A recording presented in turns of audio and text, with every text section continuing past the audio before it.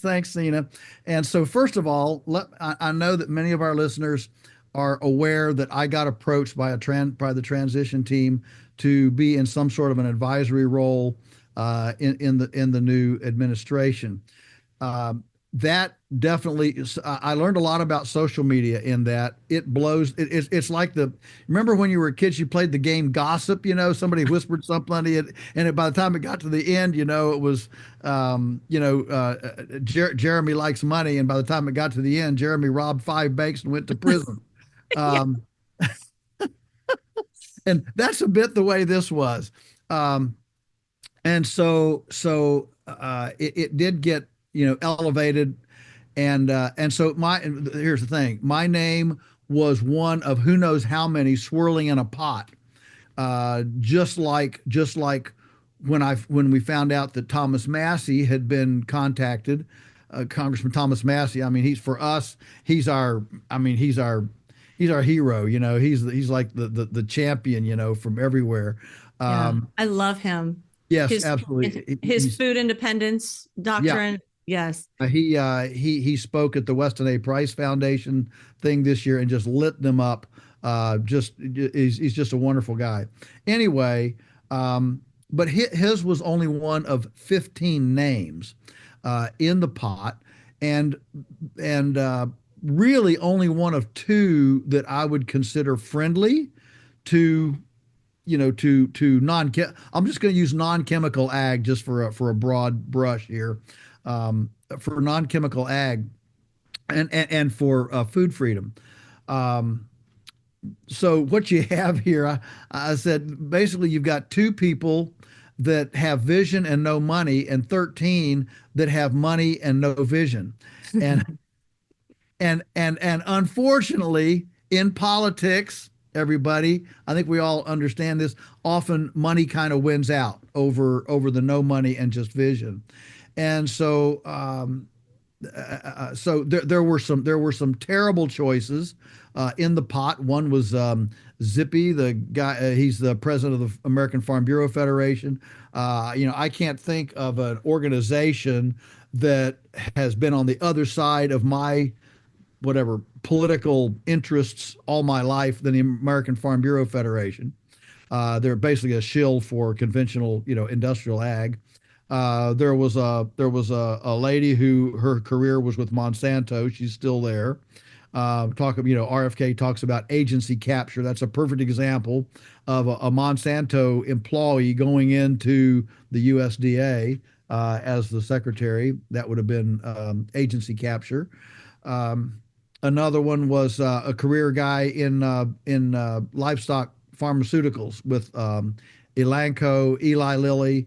That again, that would have been the fox guarding the hen house. So there were some really bad ones. So the one that got picked was a lady named Brooke Rollins out of Texas, and I'm just going to level with everybody. In my opinion, from what I've been able to find, I think that she is probably, I think she's an agricultural lightweight just because nobody seems to, I mean, she was in 4-H and FFA when she was in high school. That's nice.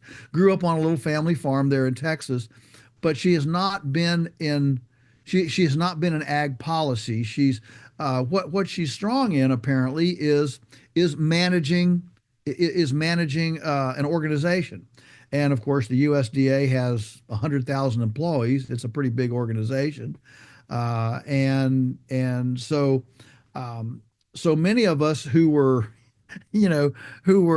pushing for Massey to get in, were disappointed. But it's not as bad as it could have been. And the fact that she is a bit of I'll just call her an ag lightweight, because she is, that could offer some opportunities for malleability that wouldn't be if it were some of these other more entrenched, industrially entrenched folks. And the way I see it, Trump's team, and interestingly, this was the last cabinet level appointment, which means to me, I don't think it was put off to the last.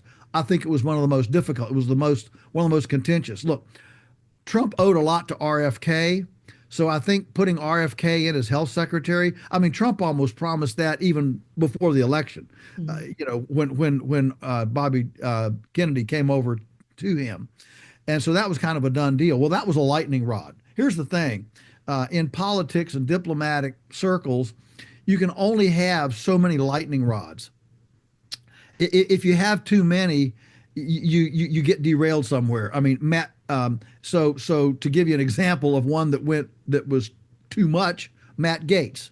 He was too much, and he was the nominee for Attorney General, and he lasted what like 36 hours or 48 hours, and then he withdrew, and they put in Bondi, who um, who is also a firebrand, but she's a woman and she's not Matt Gaetz, and so you get this kind of sigh of relief among the Mitch McConnells and that kind of group that she's acceptable, and so they spent their political equity vilifying Matt Gaetz, and so you can't vilify everybody that comes along, and so they kind of expended their political equity vilifying Matt Gaetz. So when Bondi was put up,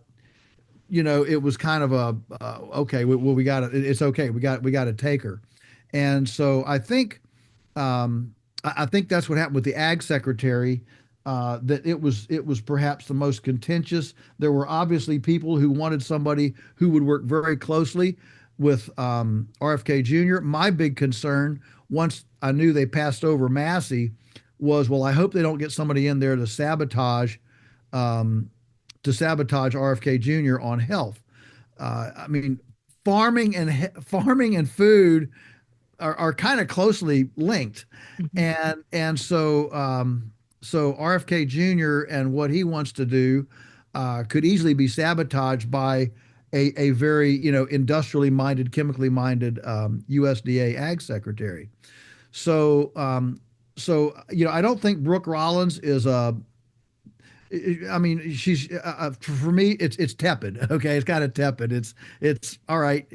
I can see uh, all ways. So that's kind of where we are. So so what So I can I yeah, yeah, ask real go quick? ahead. Mhm. So are you still being considered as an advisor I have to? no idea. Oh, I, okay. I have no idea. Nobody has contacted me. Nobody has said anything. Uh, right now, I'm assuming no. So the nice thing about having no expectations is that you can't be disappointed. So I have zero expectations. I will tell you that it was it was exciting to um, to have a conversation at that level of whatever of our nation, and so I don't take it lightly. I Yeah, I don't have a clue what will be developing. Um, I've heard everything from 5,000 to 10,000 uh, names that Trump's team has to appoint. So these are Oh, appointed positions in the various levels. See, now this is how big the federal government is. I mean, think about yeah. this: that Trump and his team are going to appoint somewhere between 5 and 10,000 people to these various positions. And so if that's the number of appointments, think about the number of names that are getting floated Mhm. around. I mean, if you Mhm. if you have two or three names for every spot, you know, you're into the 50, 60,000 people that have to be talked about, vetted, discussed, and bandied about behind closed doors. I can't imagine what those kind of discussions are like. But that's where they are. So I have no expectations, and nobody has said anything to me, and I'm just gonna go on with my thing, and I will be very, very happy not to be involved. I'll just keep writing and doing my thing. Okay. So You've got plenty to keep you I've busy got and plenty to keep. plenty of platforms and avenues to make change anyhow. So, Yeah. you're doing great the way you're going. It could, there's pros and cons to each of them. That kind of appointment could have also sidetracked what these other paths that you're on. And Yeah. so there's always ups and Absolutely. downsides. So I think you're doing pretty good for yourself, Joel. Absolutely. Well, thanks. So, yeah, but it was a pleasant, actually, kind of surprise to know that my name was bandied around in pretty high circles. I mean, because originally they asked to about Secretary of Agriculture, and I said absolutely not. I said I'm not a bureaucrat. I do not want to move to Washington. I do not want to anything like that.